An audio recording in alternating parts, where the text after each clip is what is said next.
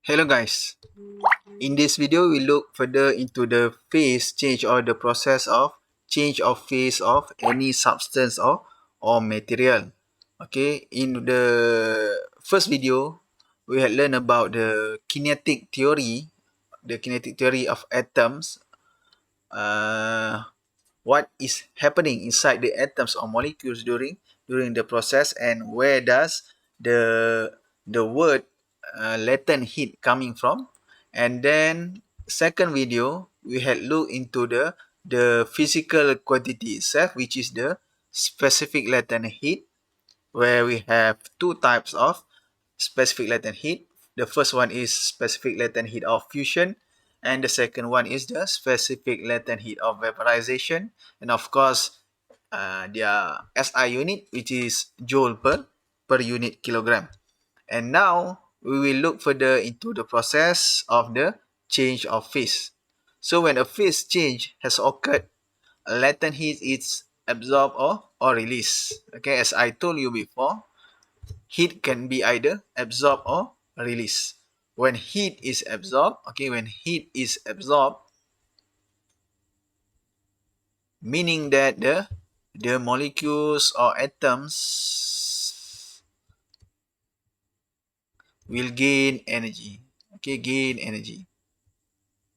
So what will happen once they gain energy? Okay, just like a small child, any small child, once they are given a candy, what will happen? They will excited. Okay, they will excited. So same with these molecules atoms. Once they gain energy, they will become excited and move faster, vibrate vigorously, and so on. Okay, that is what will happen once they gain energy. So it will vibrate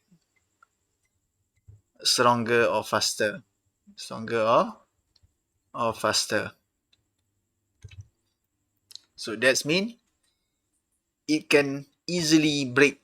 Okay, easily break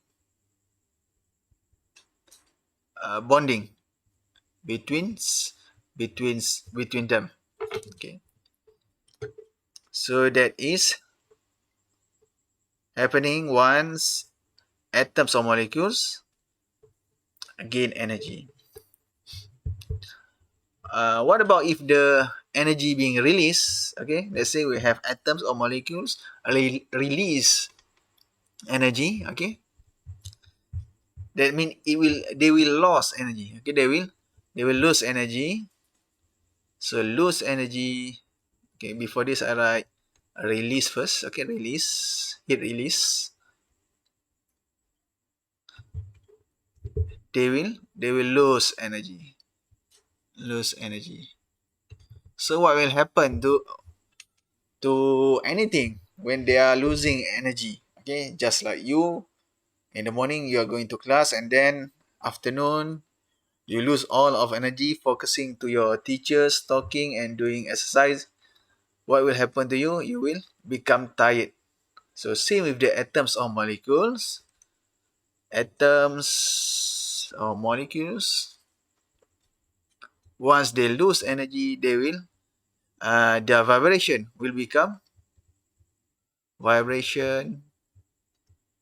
become lower. The kinetic energy become lower. So they don't have enough energy to overcome. Don't have enough energy to overcome the attraction force. Okay, the attraction force. Okay, remember, between atoms and atoms, there are always force of attraction. Okay, it just either you can overcome these forces or you cannot overcome this force. If you can overcome, then you can move away from each other. If you cannot overcome these forces, so that means this force will become stronger and will make this molecule or atoms become nearer to each other. So this is what will happen once they they lose energy or they release energy. So heat is absorbed when the phase change involving change of the longer distance between molecules to the shorter distance between of molecules. So let's look into this diagram. Okay, let's look into this diagram. So we have two diagrams here. First, we look into the solid and liquid. Okay, solid and liquid. So what we have here, solid and liquid. If the process, if we want to change from solid to liquid, okay, the latent heat, okay, the amount of heat which is being absorbed should be equals to the latent heat of fusion. Okay, so this process we call it as fusion, from solid to liquid. And then from liquid to solid, heat being released. Okay, heat being released. Remember, liquid, the molecules or atom move faster compared to the molecule and atoms in solid. So that means they will lose energy. Once they lose energy, they will once they lose the energy, they will change from liquid to solid. Okay, next is the process of liquid and gas. Okay, what happen if you want to change a substance from liquid phase to gas phase? Okay, of course we need to absorb, or the liquid need to absorb certain amount of heat to overcome the force of attraction between those atoms and molecules in the solid, and the amount of the heat required is equals to the latent heat of vaporization of the material itself. Okay, it depends on the materials. Different material will have different latent heat of vaporization and latent heat of fusion. So the process we call it as vaporization. Okay, I believe you had learned about the process in your chemistry class. Okay, liquid to gas, it is called as vaporization, and it need to absorb. It require heat to change from from liquid to gas. As we know that atoms or molecules in gas move faster compared to liquid. And then those energy required, those latent heat, will be used to break the bond or to overcome the force of attraction between the atoms and molecules in the liquid. And then we have gas. Okay, from gas to liquid, from gas to liquid, the process called as condensation. Okay, you had learned it in your Form 1. We call it as condensation. So if you want to change, let's say 1 kilogram of gases into liquid, the heat required, the amount of heat required to change those gas into liquid is equals to the latent heat of vaporization of the substance. Okay, we need to absorb or release.